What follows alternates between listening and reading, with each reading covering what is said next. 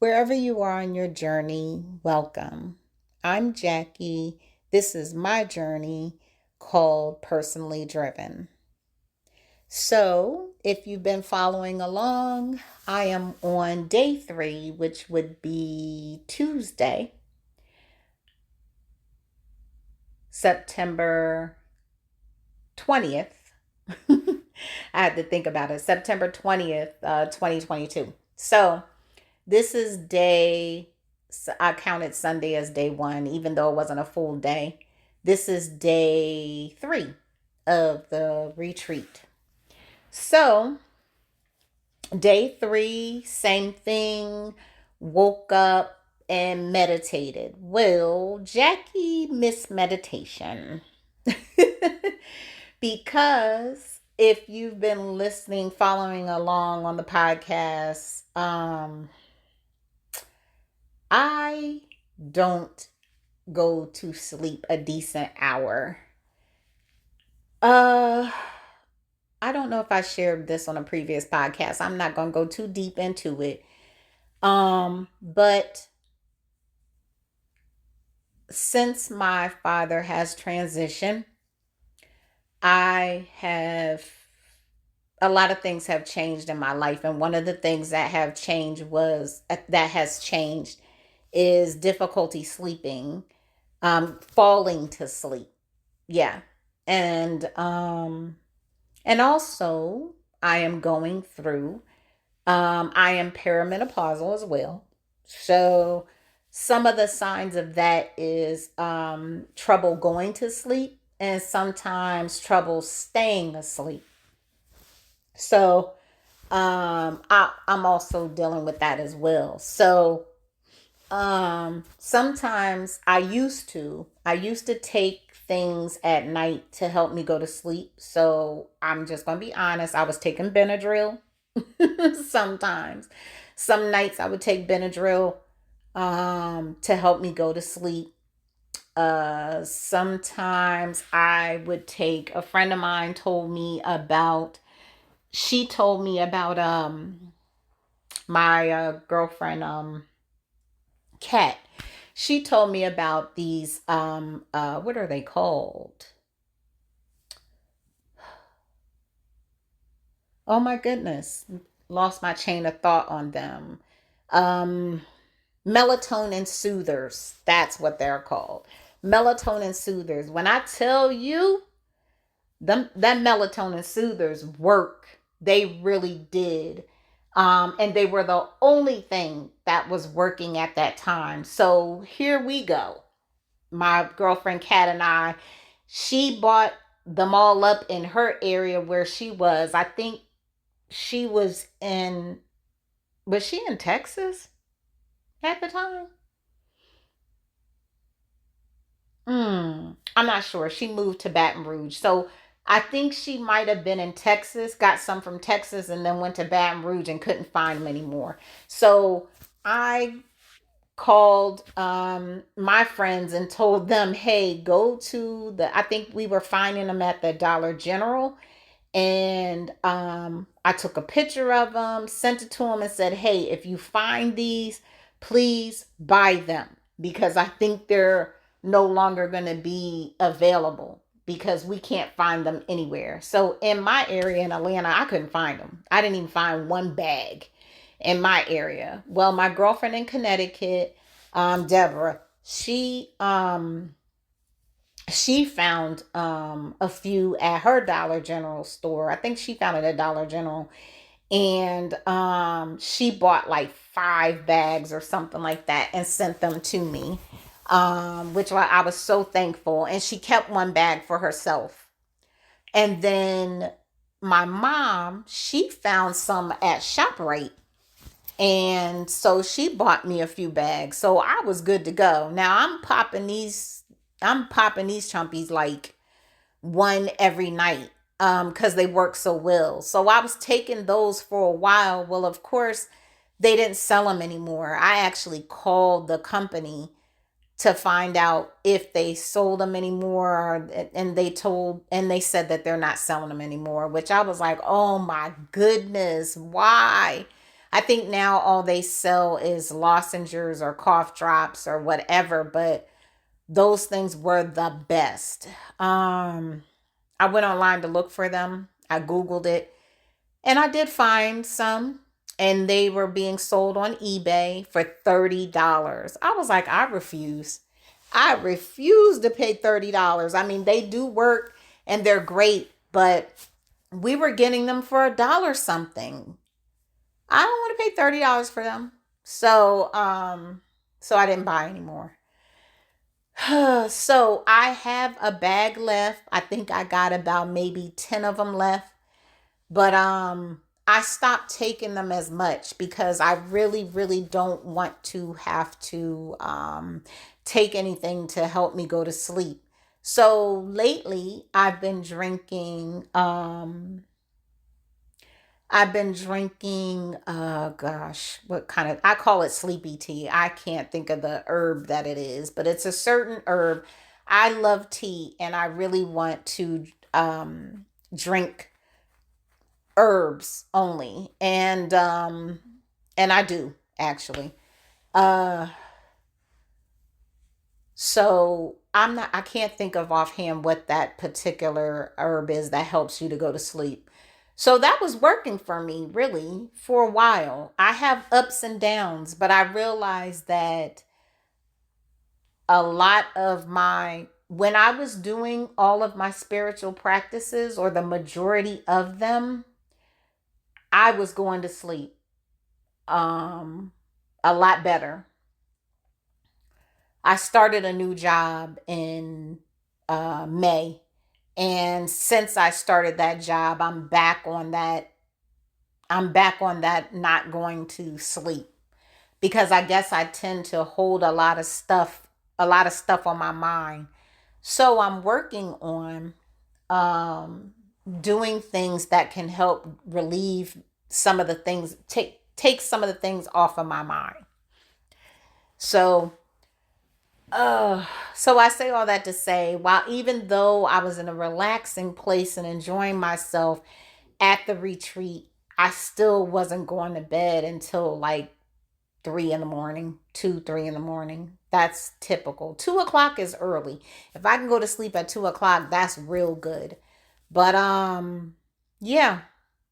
So in the comment section, if any of y'all have any advice on how to get some sleep, uh that I'm really open to listen to see.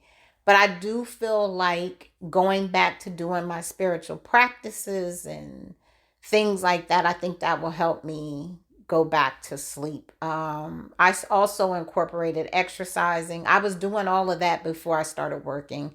I started this job and stopped a lot of things that I was doing prior to it. And it's because I'm trying to get used to my schedule at work.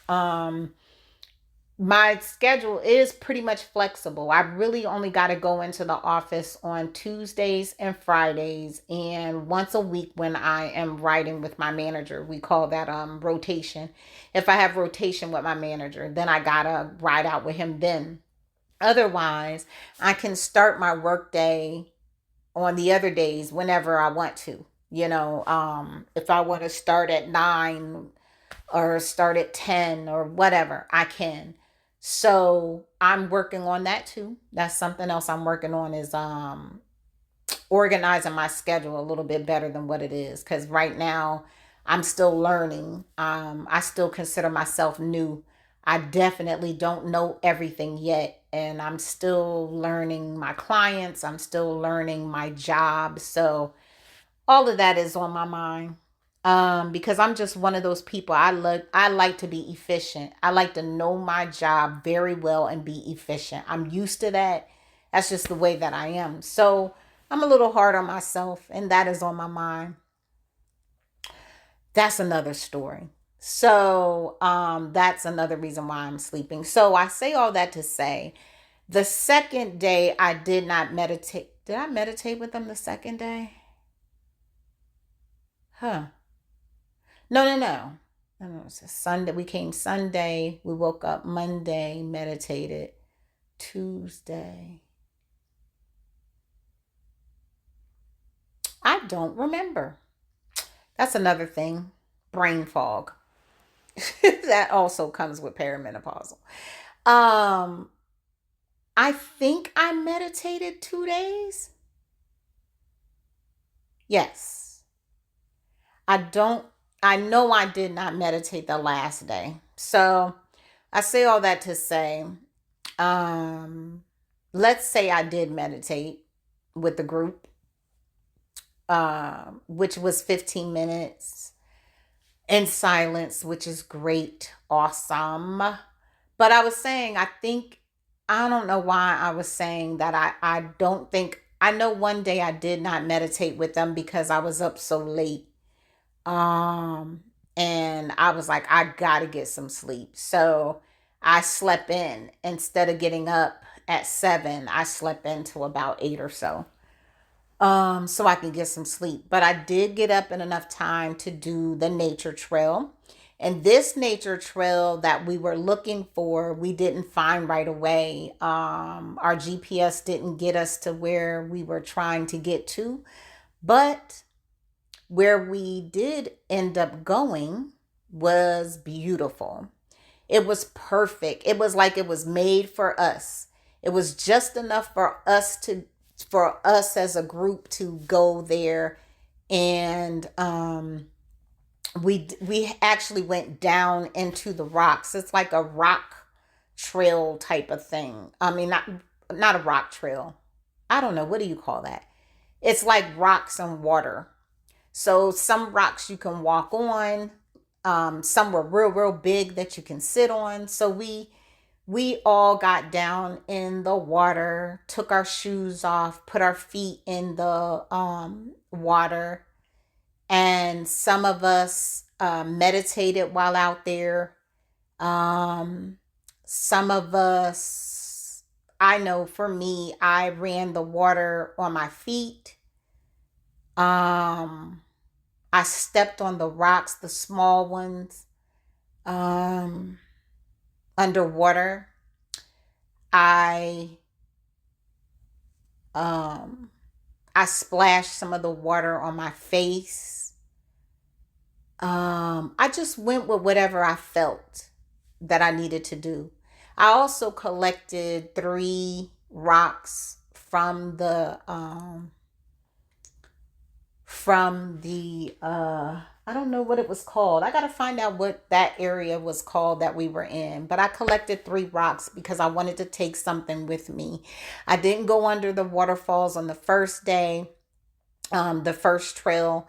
I didn't walk in the water the first trail. So this time I felt comfortable to go walk in the water, and the water was calling me, and I just knew this is what I needed. I needed that. And it just felt so good. And some of us sat out there, talked with one another while our feet were in the water. We talked about how we felt. Um, I think some of us was singing at times.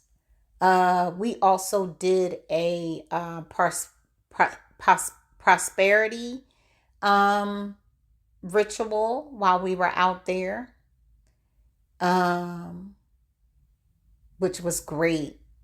Um, which reminded me, the other thing that we did the second day was we did an ancestor altar prayer. And we also did the good doctor. And I need to find out what her real name is, but that's what we call her, the good doctor. And also give you her website and all of that. I don't have that with me right now, but I will post it on my blog. But she set up a prosperity altar, and that's where we burned ancestor money. We also did prayers and rituals there for prosperity. Um, and let's see. So, what else did we do that day? So, riding back, um, we went back a different way. And when we went back, I got to see, like, I'm going to call it, I don't know what they call it, but I'm going to say it was like downtown. Downtown, where you got to see all the stores, the restaurants, and all of that. And it was like some neat little small little shops. And I was like, I hope we get to come here or whatever, because I wanted to experience that. So our plan was that after we had the class that Ali did, we said after his class, I think we were going to have tacos that day. So some of us were saying we'll come back downtown and have like margaritas. And after Ali's class, have margaritas, go to Margaritaville, have some margaritas, eat, and come back. And then we could do that night, we were going to do Family Feud. Yeah, Family Feud. I think it's called Family Karaoke. What am I saying? I think what we were supposed to do. Oh yeah, we were doing Family Feud and karaoke. That's what we were gonna do. Um, I don't know why I feel like I'm doing this out of order, but anyway, so we came back. We we came back a little late because it was kind of hard for us to find this trail, and we finally found it. So we got back just in enough time to sit in Ali's class, which was amazing. So usually when we come back, we shower up and all of that. Well, this time we had to just wash our hands, gather some snacks and food or whatever that we had left over, and eat on that while we were sitting in Ali's class. Now, this class, I wish I had the slides in front of me to go over it, but uh his class was amazing. What I like so much about Ali that I said before on previous podcasts is that he makes stuff, as in his words, dumb stupid. That's what he calls it, dumb stupid, meaning that he simplifies things, because some of your spiritual teachers, coaches, gurus, masters, um some of them make it sound, spiritual practices sound so complicated, or that you have to be at a certain level in order to do some of the practices. And Ali is like total opposite. He keeps it as simple as he can. So there's no excuse to not be able to do it, because he breaks it down so simple, like 1, 2, 3, ABC, like seriously. And so what I got from his class, what stood out for me, there were so many things. I mean, so many things that he said within that class that resonated with me. And what I liked about it is not only did he teach a particular topic, say for instance, one of the topics might have been about fear. He would share what fear is, the different types of fears, and then practices that you can do to, I'm not going to say eliminate fear, because certain types of fear is natural, right? To prevent you from, to help you to be aware and to prevent you from harm. So he gave some practical tips on how to overcome some of the fear that you may have that may keep you stuck. And so he started off I'm paraphrasing because I'm not using the exact words that he used, but one of the things that he said about people that may be, feeling stuck, or yeah, I think the word was stuck, or um I don't know if the word's resistance, but how some people feel like they're not moving forward, right? They're not moving forward, they're not progressing, and they're not quite sure what's holding them back. Um Ali said that a lot of us, it's not that we are stuck. A lot of us just need to, a lot of it is hurdles that we just need to learn how to jump over the hurdles. So he shared a lot of the hurdles. Um, and it was just amazing. I wish it would have been recorded, which it wasn't though, but I'm sure Ali will have classes of each subject broken down, but it was just so amazing.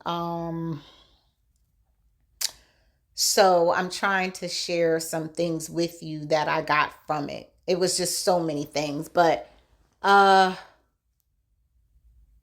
a lot of what I learned was that while um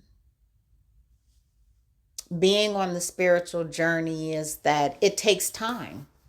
It takes time and it takes practice. And I think I can speak for myself. I'm one of those people that will research and read and listen to and journal about it and think about it and be in my head about it. Um, and not doing the practices on a consistent basis like a habit. That is what I'm working on. And I do realize that the more that I do my spiritual practices, it helps me to get out of my head as much. And it helps me to be more aligned. And it helps me with being more calm, feeling more balanced. Like I said, aligned. And it's just a matter of being consistent. The other thing that I learned from his class was that for me, I just want to do everything. I, I like journaling sometimes. I love meditation. I like being out in nature and walking meditation. I started adding on yoga. I just started doing yoga, which I'm not consistent with that either. But when I do yoga, oh, I feel so good. I just feel so relaxed and at peace and aligned and balanced and all those great things. So I want to incorporate that as well. I love doing my altar ancestor prayers. I like doing that too. Um I'm getting better at that. Uh Also doing my podcast and helps me too. Talking about it, getting it out, my thought, what's on my mind and what I feel, and getting that out more helps. And also, I like cardiology. I don't know if you all know that yet. Some of you may know, but I'm really fascinated by cardiology. And I don't know if I shared the story of how that all came about, but I will on another podcast. Right now, we're talking about the retreat, so I won't bring that up now. But those are just some of the spiritual practices that I enjoy, that I love to do. And I just want to get more consistent at it and make it a habit. And I want to do these things every day. Um, what else did he talk about in his class? I think he also talked about health, your health, not only just your physical, but also your mental health and also your dietary habits or the way that you eat, right? So another thing that I like so much about Ali is that he gives you options and tell you different things, but he always says, go with the choice is yours and go with your spirit, right? So some people feel as though when you're on a spiritual journey that you have to be a vegan. Some people feel like you have to be a vegan, you have to be a vegetarian, you can't eat any animal products. Um, and what I learned is you have to do what's best for you. Listen to your spirit and where is your spirit guiding you, because that may not be everybody. You know, I started off vegan or vegetarian. I don't know the difference, but I started off that way, eating only fruits and vegetables. I started off raw actually, and then I started to eat cooked vegetables, and then I started adding on plants, and that came along with education, and I did that for 4 years, and then fifth year I I reintroduced myself back to seafood. So I started eating seafood, fish, shrimp, crab, lobster, stuff like that. And not every day, but about 2 times a week, 2 or 3 times a week, mainly two. Um, I started to incorporate that in my health. But to make a long story short, Ali talked about health, as far as your eating habits and your eating style, and how to decide what is best for you. Um, yeah. So he also shared a story about how his son had really bad eczema, and the doctor was given plenty of medications, or wanted to give plenty of medications and things like that. And Ali went within and realized, hey, let's. I'm sorry, I just heard something outside my window.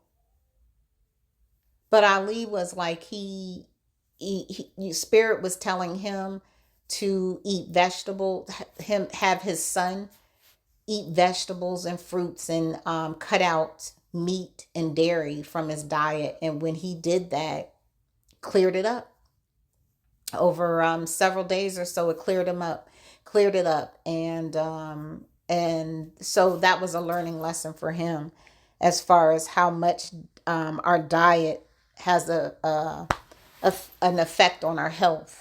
Uh, so so yeah, Ali's class was awesome. There's so many things that came out of that I truly truly enjoyed. And yeah, so I think that was it. No, no, no. Sorry. One more thing. So this is day this was Sunday, Monday, Tuesday. This was Tuesday. So Tuesday we also had what do you call it? A what did Jazz call it? It was I want to say intuitive circle. So Jazz used to be called Jazz the Medium. Um but now she teaches people. She doesn't teach you how to be a medium, but what she does teach is how to trust yourself, how to sharpen your intuition, how to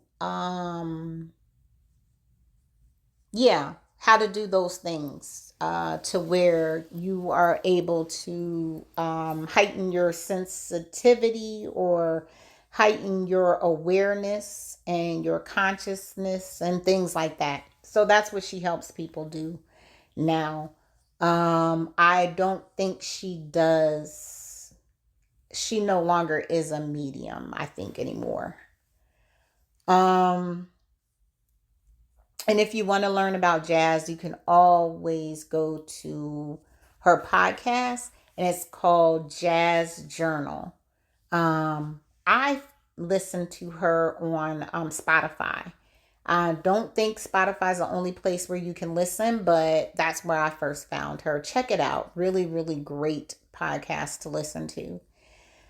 But so what we did in this circle is that we didn't sit in a circle, but it's called a circle. So some of us would come up and sit in front of Jazz, and she would have us do a breathing exercise to get us ready and clear the slate before we shared what we felt about that person. So, like, for instance, if we saw a color, and what did that mean to us? If you saw symbols, what did that mean to you? Or a song or anything that came to mind, we were to share what it was and what that meant to us. And I tell you, it was amazing how a lot of people were spot on with what they were saying. Um, my experience, uh, one I only had one time that I felt something when someone was sitting up in the room. I smelled, I want to say I smelled and thought of cotton candy. And I thought to myself, I'm not going to say this out loud because this is crazy. What cotton candy got to do with anything? And then I was thinking, am I craving something sweet? Because I do like sweets. But Jazz did say share anything. So I said it. I finally said it out loud. I said, I'm thinking of cotton candy. I don't know if I smell it. Um, but cotton candy came to mind for me. And the young lady that was sitting in the chair said that she loves the fair, and her favorite thing to get at the fair is cotton candy, and her family is going to a fair that they go to every year. So I felt pretty good about that. Um so the other experience that we had in that circle, well, the other experience that I had in that circle is I sat in the chair. So part of the reason why I went to this retreat, I'm gonna share this with you all. Not part of the reason why I went. I would say my expectation, which my spiritual teacher Ali says not to have expectations because expectations leads to suffering, which I totally get it now. Like, I really, really get it. But I'm just being honest with you all and telling you all what I was hoping for. I was hoping for on this retreat that Jazz the medium would connect with my father, and that's what I was hoping for. That's not the only reason why I came to retreat, but that's part of the reason. So I sat in the chair and um, sat in the chair and listened to what people had to say. So I don't remember exactly who said what, but one person said that, oh goodness. I can't recall it all, but um Jazz if asked me if someone in my family had stomach issues, or she was saying that she's sensing stomach or whatever. So I was thinking at the time when she mentioned that, I was thinking of myself because right before the retreat, I want to say 2 or 3 days before, 2 or 3 weeks before the retreat, I had a what's it called? The scope when they take it down your throat to check your small intestines and your esophagus. Well, I went because I was having stomach issues. Like, I felt like my food was sitting on top of my stomach. Um, Not no pain or anything like that. But I had been feeling that way for a long time, and I was like, it's time for me to see what is going on. Excuse me. So I am happy to say they didn't find the two what do you call those, masses or whatever that the doctor did find, they were not cancerous. And only thing that he found was that my esophagus was inflamed, which I was not surprised by that because I had been eating a lot of dairy, cheese, stuff that I don't typically eat. But that's another story for itself. Excuse me. So um so when she mentioned that she wondered if somebody in my family had stomach issues or whatever, I instantly thought about myself, but that was all that I could think of at the time. And then she said, um, did somebody in your family die of cancer? And that's what made, I was like, yes, my brother did. And then I said, oh, that might be with the stomach thing because my brother died of a rare form of cancer. I can't think of the name of it right now, but when he transitioned, his stomach was real big and he had to go into the hospital, I want to say once or twice a week. When it got close to when he transitioned, he had to have his stomach drained. So when she said that, I was like, yeah, my brother. So I told her that my brother is the one that had the stomach issue and that he transitioned. It was due to cancer. So that surprised me because, like I said, I went in with the mindset of my dad. I didn't think of my brother. And she said to me, how was you and your brother's relationship? No. She didn't ask me how was our relationship. She said, was your relationship with your brother kind of oh, I'm trying to think of the word that she used. I don't want to say distant, but pretty much she was saying, was y'all's relationship not what he or you wanted as a brother and sister relationship? So meaning that we weren't very close. But don't get me wrong, when I say not close, like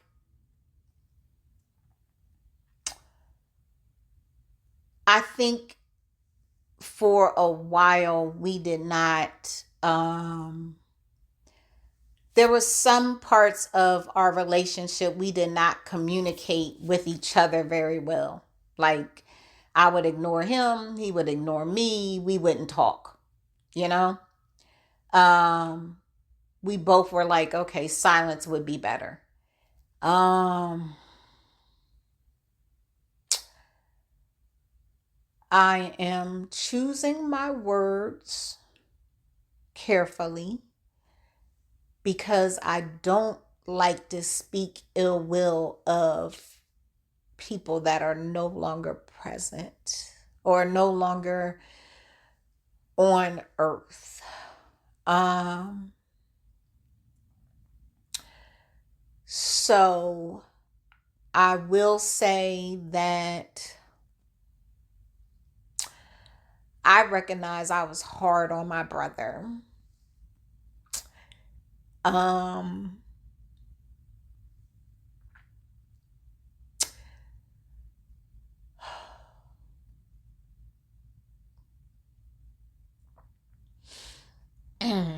he knew that I loved him. I'm so thankful that that Christmas, we got to talk. We got to talk that Christmas, and even before that Christmas, when I found out that his cancer came back, I would text him stuff to keep his spirits up. And I told him the power of positive thinking. I would send him things that would make him laugh. I would send him stuff about juicing and foods that would help him in having bowel movements, things like that. And sometimes we would text each other stuff that's like funny as all get out. And one of my brother's favorite people was Dave Chappelle. He loved Dave Chappelle. And so whenever Dave Chappelle would have a special, I would call him and be like, "Hey, did you see Dave Chappelle's special?"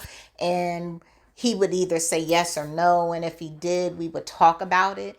So I really, really like the fact that before he transitioned, we started talking to each other a lot more. Um, um, I did tell him that I was sorry for um something that I did. Um I'll share that at another time. Um but we did apologize to one another, and we did tell each other that we loved each other. And yeah, so when she brought that up, I just when she said that, she said, did you guys have a relationship that was not like how you would want a brother and sister relationship to be? And I told her, yeah, yeah, that was the case. And she said, yeah, he's telling me to tell you that he's sorry. Um, and at that point, I just lost it. I'm crying now at this point, because I just didn't expect that. I like I said, my mind was clearly on my dad. I didn't think my I didn't think she would get my brother. But what's really interesting about that is that I always feel like my brother and my dad is with me. I do truly genuinely feel that. And sometimes I watch certain things on TV, especially stuff that's funny or whatever, and I find myself talking to my brother about it, right? And yeah, cuz that's things we used to do. So, when she brought him up and when she said that, I just cried like, wow. Like, yeah. Um so what else did she say? Um she asked me, did my grandmother transition? So yeah, both of my mom's mom and my dad's mom, both of them did. But I knew my mom's mom, but my dad's mother transitioned right before I was born. I want to say the same year, I believe. I don't know. I got to find that out. But um she asked me, she said, okay. She said, well, I believe this is your grandmother that's coming in. And she said, was my grandmother dark skinned? So then I was like, wow, that's my dad's mom. And she said that her message to me was the message that she gave me. She said I would understand it, but to give me that message. And the message was, go where you are celebrated, not where you are tolerated. And I knew exactly what she meant, because this year I made the decision not to go to my family reunion. Um, I never shared publicly why I did not know. I did share it with my son's father, and I did share it with my son. Um,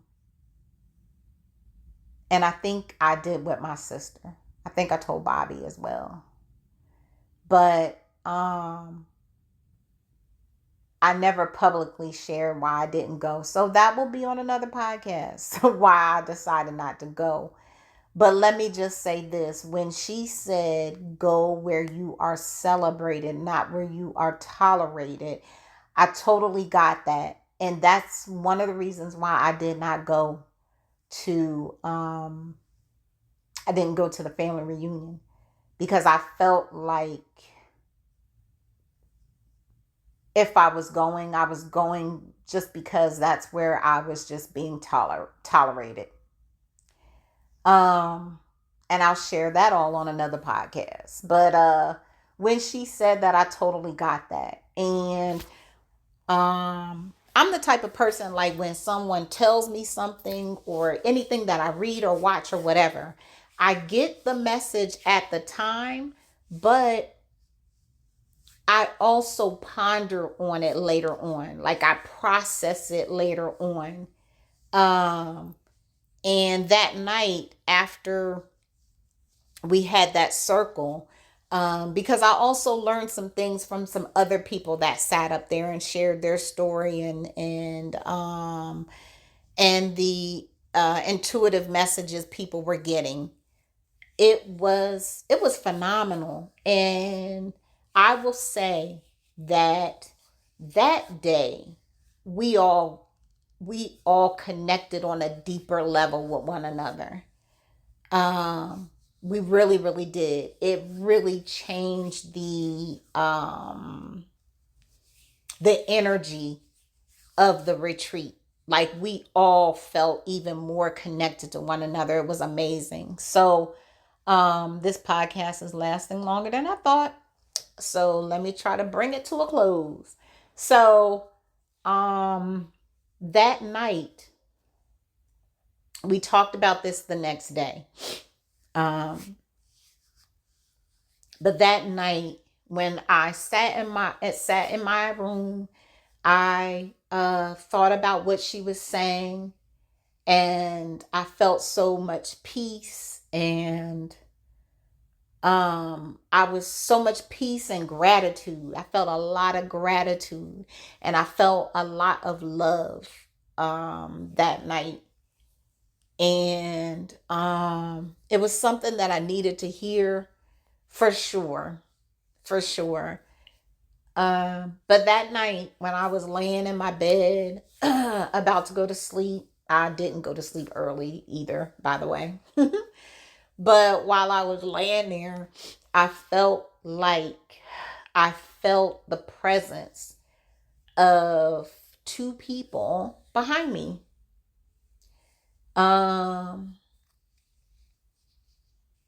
and when I looked a little over my shoulder, I saw on the wall two shadows, and the shadows went up from behind me, around my shoulder, up on the ceiling, over on the other wall. And it was two shadows going together. And I just watched them. And then when it got on the other side of the wall, I sat up to look at it, because I don't know, I felt like I was going to see a silhouette. That's what I was hoping to see, was two silhouettes. But when I sat up, I didn't see the shadow or anything anymore. I just looked outside, because I had this big window.